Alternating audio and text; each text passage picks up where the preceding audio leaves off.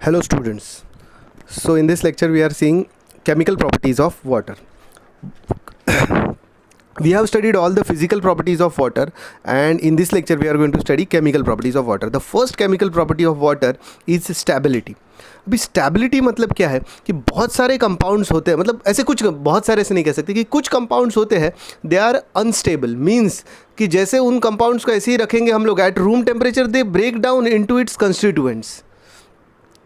लेकिन वाटर ये बिल्कुल अनस्टेबल नहीं है, ये बहुत ज़्यादा स्टेबल कंपाउंड है. Normally water remains in the state of, मतलब वाटर कभी ब्रेक डाउन नहीं होता इजीली. लेकिन अगर 2000 डिग्री सेल्सियस, ये रिएक्शन देखो आप देख सकते हैं, अगर 2000 डिग्री सेल्सियस तक वाटर को हीट करेंगे तब सम अमाउंट ऑफ वाटर, मतलब कितना, अगर 100% वाटर तो उसमें से सिर्फ 0.6% water gets broken down into hydrogen and oxygen. लेकिन कितने टेम्परेचर पर? Up to around 2000 degree Celsius, इतने टेम्परेचर पे ये रिएक्शन होता है. Next chemical property of water is catalytic nature of water. Means water sometime act as a catalyst. लेकिन catalyst क्या है, तो ये पार्ट हम लोग ने लास्ट चैप्टर में सीखा है. In the second chapter we have studied what is catalyst. So water sometimes act as a catalyst, और उसके दो एग्जांपल्स उन्होंने दिए हुए हैं. The reaction between hydrogen and chlorine. Hydrogen reacts with chlorine to form hydrogen chloride, hydrochloric acid भी कहते हैं इसको हम लोग. तो इस रिएक्शन में moisture acts as a catalyst, मतलब water acts as a catalyst. एक दूसरा रिएक्शन है phosphorus reacts with oxygen to form phosphorus pentoxide, and in this reaction also water acts as a catalyst. You can see that this reaction is a reversible reaction. Next is action with metals. तो ये reactions है, ये सारे जो reactions है, all the reactions of water with respect to metal are very interesting. लेकिन इस part में हम लोग एक अलग तरीके से इस रिएक्शन को देखेंगे. सबसे पहले अभी हम लोग अलग अलग मेटल्स के सैंपल लिए हैं. We have taken potassium, we have taken sodium, उसके अलावा हमने लिया है calcium, iron, magnesium, aluminium, copper, ऐसे बहुत सारे अलग अलग हम लोग ने मेटल के सैंपल लिए हैं. And we are testing them with water. मतलब हम लोग क्या करने जा रहे हैं, हम लोग अलग अलग मेटल्स के सैंपल्स को पानी के साथ रिएक्ट करके देखेंगे और उसके बाद में देखेंगे कि let's check what happens with it.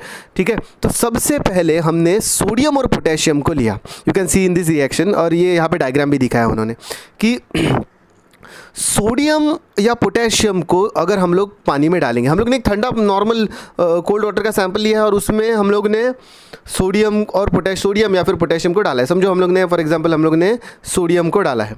ठीक है, अगर हम लोग सोडियम को ठंडे पानी में डालेंगे तो the reaction is very spontaneous. मतलब द सोडियम सैंपल, एक सोडियम का छोटा सा टुकड़ा लेना है और उसे ठंडे पानी में डालना है.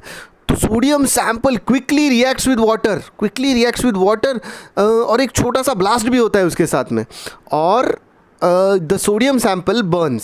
सोडियम सैंपल है वो जलने लगता है.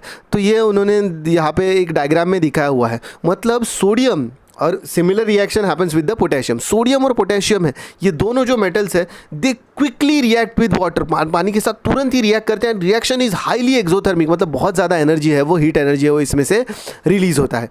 तो sodium and potassium are highly reactive with water. ठंडे पानी के अंदर भी डाला तो वो रिएक्शन हो जाता है. और इसका केमिकल रिएक्शन देखते हैं. पहले तो sodium reacts with water to form sodium hydroxide, और hydrogen gas is released with a large amount of energy. अभी ये जो रिएक्शन है, अगर मतलब हमने ऐसा रिएक्शन करवाया कि सोडियम को तुरंत ही डाला पानी में, और ये जो रिएक्शन, मतलब this reaction can be used for the preparation of hydrogen gas. You can see that hydrogen is one of the product. तो ये रिएक्शन अगर हमने हाइड्रोजन के प्रोडक्शन के लिए हम लोग ने अगर ये रिएक्शन किया तो ये रिएक्शन इतना जल्दी होता है कि collection of hydrogen is impossible, और ये रिएक्शन बहुत ज़्यादा डेंजरस भी हो सकता है. तो they have found out another method which is shown in the diagram below. ये पेज नंबर 59 पे ही नीचे और एक डायग्राम दिया हुआ है, उसमें उन्होंने दिया है कि यहाँ पे in place of sodium they have used sodium amalgam. अब ये सोडियम अमलगम क्या है? Sodium amalgam is a mixture of sodium and mercury. तो ये मर्क्यूरी के साथ मिक्स करके अगर सोडियम को हम लोग ने यूज़ किया तो उसका रिएक्टिविटी है वो थोड़ा स्लो हो जाता है, and we can collect hydrogen gas. यहाँ पे जैसे दिखा है उन्होंने, we can collect hydrogen gas in this way. Means the same reaction, इसमें भी रिएक्शन वही है कि sodium reacts with water to form sodium hydroxide and hydrogen gas. लेकिन ये रिएक्शन ज़रा स्लोली होता है, तो हम इसमें हाइड्रोजन गैस को कलेक्ट कर सकते हैं। अभी ये ऊपर वाले रिएक्शन में हम लोग और एक कंक्लूजन है थोड़ा सा। अभी ये रिएक्शन पूरा होने के बाद अगर तुम पानी के अंदर ज़रा हाथ डालोगे तो पानी थोड़ा सा गर्म हो जाएगा, विच प्रूव्स दैट ये रिएक्शन में हीट एनर्जी है वो बाहर निकला है, मतलब ये एक्सोथर्मिक रिएक्शन है।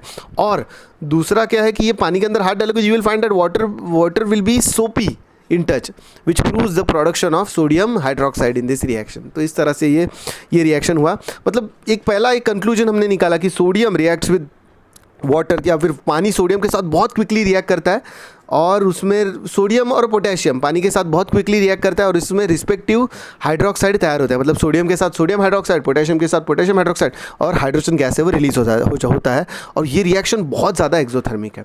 Next reaction will study the reaction with calcium, water का रिएक्शन विथ कैल्शियम। अभी कैल्शियम के साथ हमने जब रिएक्शन किया तो रिएक्शन इतना फास्ट नहीं था जितना सोडियम के साथ था। ये डायग्राम में हम लोग देख सकते हैं कि we have kept a sample of calcium, और ये कैल्शियम के साथ थोड़े थोड़े बबल्स है वो हाइड्रोजन गैस के निकल रहे हैं। तो रिएक्शन तो एकदम सिमिलर है, calcium reacts with water to form calcium hydroxide and hydrogen gas. लेकिन ये रिएक्शन है वो स्लो है एज़ कम्पेयर टू सोडियम और पोटेशियम। मतलब सोडियम और पोटेशियम पानी के अंदर डाला तो क्विकली रिएक्शन हो जाता है, लेकिन कैल्शियम ज़रा स्लोली रिएक्ट करता है। अभी मैग्नीशियम के साथ सेम रिएक्शन जब हम लोग ने ट्राई किया, मतलब मैग्नीशियम को मैंने कोल्ड वाटर के अंदर डाला तो मैग्नीशियम कोल्ड वाटर के साथ रिएक्ट ही नहीं करता है। उसके बाद में मैंने हॉट वाटर के साथ ट्राई किया तो हॉट वाटर के साथ भी वो रिएक्ट करता नहीं है। उसके बाद में हम लोग ने ये एक एक्सपेरिमेंट किया which you can C in the apparatus। इसमें हम लोग ने एक बीकर के अंदर एक टेस्ट ट्यूब के अंदर हमने ऊपर से उसको बंद किया है, कॉर्क लगाया है, और उसको एक लटकाया हुआ है, कॉर्क को ही लटकाया हुआ है एक magnesium ribbon, and that magnesium ribbon is burning। a burning magnesium ribbon is attached to a cork, और उस कॉर्क को लगा दिया है एक टेस्ट ट्यूब के ऊपर जिसके अंदर बॉइलिंग वाटर रखा है, और वाटर को बॉईल कर रहे हैं हम लोग, तो उसके वजह से एक स्टीम निकल रहा है। तो इस स्टीम के साथ ये बर्निंग मैग्नीशियम है वो रिएक्ट करता है। Burning magnesium is reacting with steam, और ये मतलब ये रिएक्शन कंप्लीट हो जाता है। ये let's see the reaction. Magnesium reacts with water लेकिन किस में है, water is in the gaseous state and produces magnesium oxide. इस रिएक्शन का प्रोडक्ट क्या है, मैग्नीशियम ऑक्साइड, और हाइड्रोजन गैस प्रोड्यूस होता है। मतलब पोटेशियम सोडियम के साथ रिएक्शन बहुत फास्ट होता है, कैल्शियम के साथ और थोड़ा स्लो होता है। मैग्नीशियम तो वाटर के साथ इजीली रिएक्ट ही नहीं करता है, लेकिन बर्न करने पर मैग्नीशियम को और उसके बाद में उसके ऊपर से स्टीम को पास करने पर वो वाटर के साथ रिएक्ट करता है। The next is aluminium, zinc and ion. तो उसके लिए एक एक्टिविटी और एक देखेंगे हम लोग। ये एक एक्टिविटी में देखेंगे कि hot steam is pass through a hard glass test tube, और उस हार्ड ग्लास टेस्ट ट्यूब के अंदर स्टील वूल रखा है। स्टील वूल का मतलब क्या है, आयन का, जैसे जो जो बर्तन धोने के लिए हम लोग इस्तेमाल करते हैं, स्टील का जो होता है, वो प्लास्टिक का नहीं ऑब्वियसली, स्टील का जो इस्तेमाल करते हैं बर्तन धोने के लिए उसे स्टील वूल कहते हैं। तो ये स्टील वूल मतलब आयन होता है, और उस आयन को बहुत ज़्यादा हीट किया है, रेड हॉट होने तक हीट किया है, और उसके ऊपर से स्टीम पास किया है, तब जाकर आयन है वो वाटर के साथ रिएक्ट करता है, और हाइड्रोजन गैस है वो प्रिपेयर होता है, और हाइड्रोजन गैस को कलेक्ट किया हुआ है। तो यहाँ पे ये रिएक्शंस देखेंगे हम लोग। Aluminium reacts with water to form aluminium oxide, zinc reacts with water to zinc oxide and hydrogen, iron reacts with water to form iron oxide and hydrogen. तो इस तरह से हम लोग को अब ये सारे एग्जाम्पल से हम एक कंक्लूजन पर पहुँचे हैं कि सोडियम पोटेशियम पानी के साथ बहुत जल्दी रिएक्ट करते हैं, कैल्शियम उससे थोड़ा स्लोली रिएक्ट करता है, मैग्नीशियम और स्लोली रिएक्ट करता है, आयन, जिंक और एल्यूमिनियम और भी ज़्यादा स्लोली रिएक्ट करते हैं। उसके बाद में हम लोग यही एक्सपेरिमेंट करेंगे विद कॉपर के साथ यही सेम एक्सपेरिमेंट करेंगे। कॉपर को पानी में डाला, नहीं रिएक्ट किया, उसको हॉट गर्म करके स्टीम उसके ऊपर पास किया, तभी भी वो वाटर के साथ नहीं रिएक्ट करता है। मतलब कॉपर वगैरह है वो वाटर के साथ रिएक्ट ही नहीं करते। तो ये सारे एक्सपेरिमेंटेशन से हम एक कंक्लूजन पर पहुंचे हैं, and that conclusion is reactivity series of metals. अब ये रिएक्टिविटी सीरीज ऑफ मेटल्स क्या है कि अभी वाटर के साथ मेटल्स किस तरह से रिएक्ट करते हैं, उस हिसाब से मेटल्स को सबसे ज़्यादा रिएक्टिव और सबसे कम रिएक्टिव ऐसे सीक्वेंस में अरेंज किया गया है, and that sequence is called as reactivity series of metals, and you can see this reactivity series.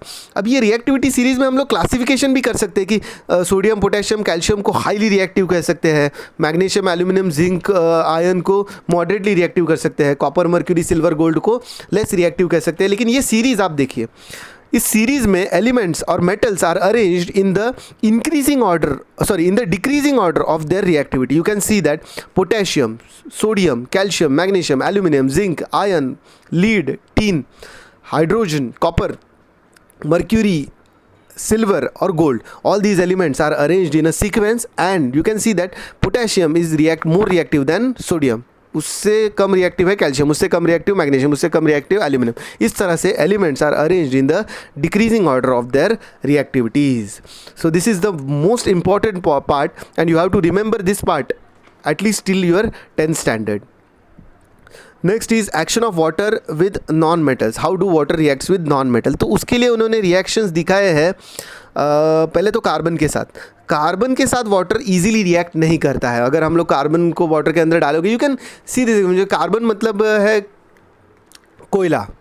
थोड़ा सा एक कोयला का एक सैंपल ले सकते हैं हम लोग, और उसको पानी में डालो, नहीं इजीली रिएक्ट करेगा. लेकिन अगर इस कोल को बहुत ज़्यादा हीट करोगे, वाइट हॉट कोक मतलब बहुत ज़्यादा हीट करेंगे और उसके ऊपर से स्टीम पास करेंगे, तो ये रिएक्ट होता है and it produces a mixture of carbon monoxide and hydrogen gas which is also called as water gas. यही रिएक्शन हमें आगे और एक बार सीखना है इन द चैप्टर हाइड्रोजन.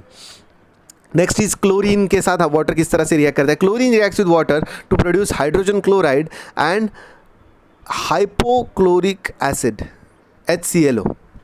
ठीक है, तो ये एक रिएक्शन और एक है. और chlorine reacts with water in presence of direct sunlight. अगर डायरेक्ट सनलाइट के प्रेजेंस में क्लोरीन वाटर के साथ रिएक्ट करेगा तो it produces hydrochloric acid and oxygen. Next है action of water with metallic oxide. Metal के ऑक्साइड के साथ वाटर किस तरह से रिएक्ट करता है. जैसे sodium oxide, potassium oxide, calcium oxide, इनके अंदर अगर हम लोग पानी डालेंगे तो रिस्पेक्टिव मेटल हाइड्रोक्साइड्स है वो प्रोड्यूस होते हैं. बाकी मेटल ऑक्साइड्स के साथ वाटर का रिएक्शन होता नहीं है. जैसे अगर हम लोग आयरन ऑक्साइड लेंगे या एल्यूमिनियम ऑक्साइड लेंगे, उसको पानी के अंदर डालोगे तो it do not gate dissolve in water. लेकिन ये सिर्फ हाईली रिएक्टिव मेटल्स के ऑक्साइड जैसे सोडियम, पोटेशियम और कैल्शियम के ऑक्साइड है, इसके अंदर पानी डालोगे तो उसके अंदर डिजॉल्व हो जाते हैं और रिस्पेक्टिव मेटल हाइड्रोक्साइड्स है वो प्रोड्यूस होते हैं. Now will turn to the action of water with non metallic oxide.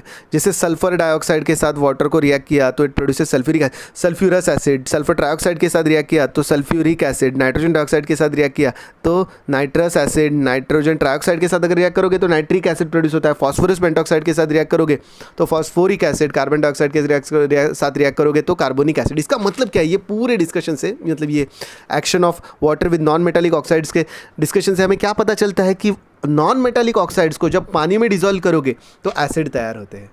और ऊपर के डिस्कशन से जैसे मेटालिक ऑक्साइड्स को पानी के अंदर डिसॉल्व करोगे तो रिस्पेक्टिव मेटालिक हाइड्रोक्साइड मतलब बेसिस तैयार होते हैं. मतलब ऐसे हम लोग कह सकते हैं कि मेटालिक ऑक्साइड से बेसिस तैयार होते हैं और नॉन मेटालिक ऑक्साइड से एसिड तैयार होते हैं.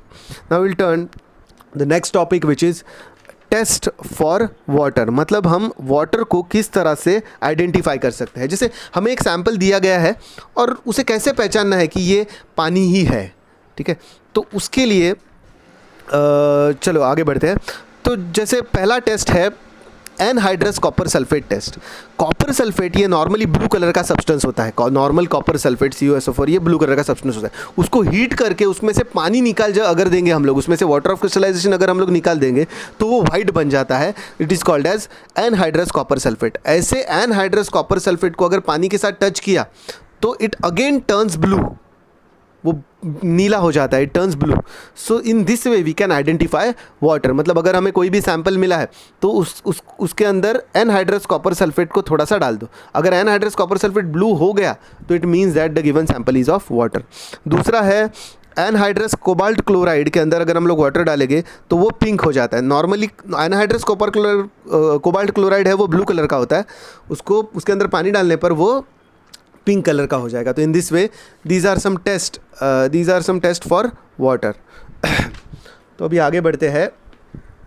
Next is uses of water. अभी ये सारा पार्ट है ये मैं आपके लिए सेल्फ स्टडी को छोड़ देता हूँ, क्योंकि इस पार्ट को एक्सप्लेन करने में ना ये नहीं, आप रीड करके भी समझ जाओगे. तो will leave this part for self study. The next part is water of crystallization and some other important physical properties of water. We are going to study these properties in the next lecture.